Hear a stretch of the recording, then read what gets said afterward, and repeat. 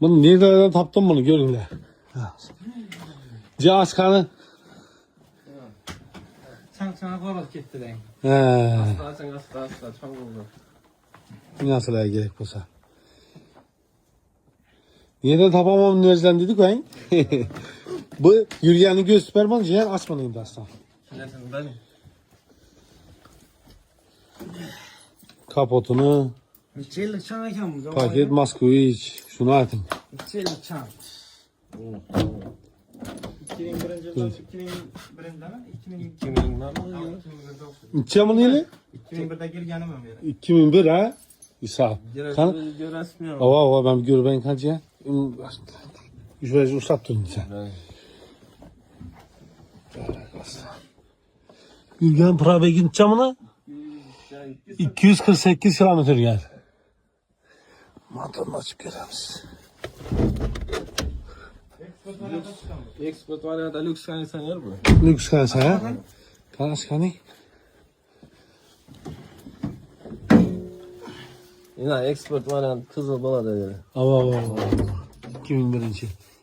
Cihan bunu pulunu tutacağız on. Bana bolaşı bir tane 12 lira tutmuş. 12. 12 10 bin basa versen kaç lira üstünde? İşte 10 bin'e. Yok 10 bin ya doğru gelmiyor. Nesin? 10 bin'e yamanamaz tekin. Yok. Naka. Nakt 12 lira tutmadı. Yaxşı onu gəlişəmiz onu ertemiz onu əli. Arkalarla gepleşemiz hazır. Yok arkalar ağzına oldukça satılmıyor. Bu azca satılmıydı. Gerek olsa ki rak satılır. Tamam. Bunun özünü gepleşemiz. Yok bu paket. Ciğer arkasına batkan. Tamam gel. Makara. Kalpakları Uğan çekti. İn uzattı sen. Kalpakları atma akıyım. açılmaz mı böyle kalpaklar? Kalpaklar. Kalpaklar geçilmiyor mu? Pakette tutmuyor. Karotya kadar karotya. Hayır o orijinal kalpak değil ama madenin İn kareye. uzattı ciğer.